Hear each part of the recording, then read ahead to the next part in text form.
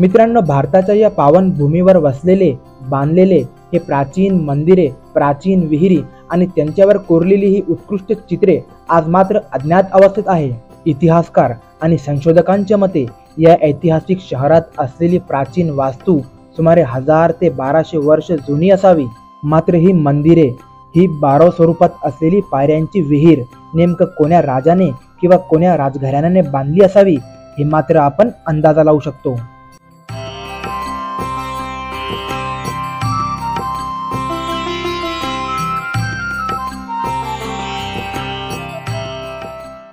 मित्रांनो, महाराष्ट्र राज्यात असलेला हा लोणार शहराचा इतिहास हजारो वर्षांपूर्वीचा आहे आणि या ठिकाणी बांधलेले ही मंदिरे, हे विहिरी आणि हे इमारती सुमारे 1000 वर्षांपूर्वी सातवाहन, राष्ट्रकूट व यादव या राजघराण्याने बांधले असावे.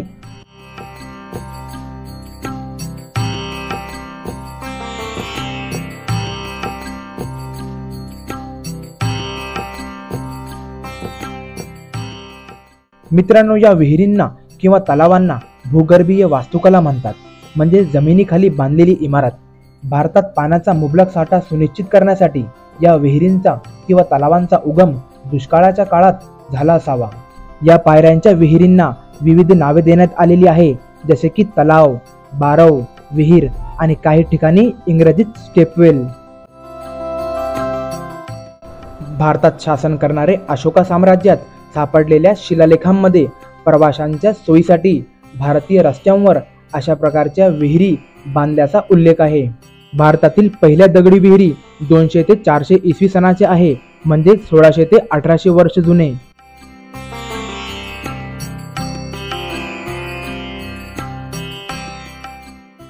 मित्रांनो, भारतातील अनेक विहिरींमध्ये हिंदू मंदिरांप्रमाणे अलंकार, चित्रे आणि तपशील आहे. या पाण्याचे विहिरी दुष्काळात पाण्याची उपलब्धता सुनिश्चित करण्यासाठी बांधले असावे आणि त्या काळात या तलावांना, या विहिरींना सामाजिक, सांस्कृतिक आणि धार्मिक महत्त्व होते.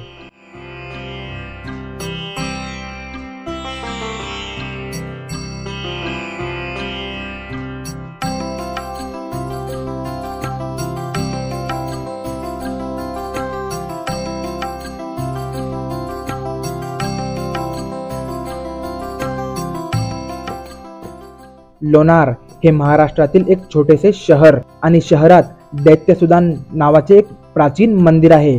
दैत्यसुदान मंदिर हेमाडपंथी वास्तुशैलीचे उत्तम उदाहरण मानले जाते. या मंदिराच्या भिंतीवर व छतावर शास्त्रातील विविध दृश्ये, दैनंदिन जीवनातील दृश्ये आणि विविध मूर्त्या कोरलेल्या आहेत.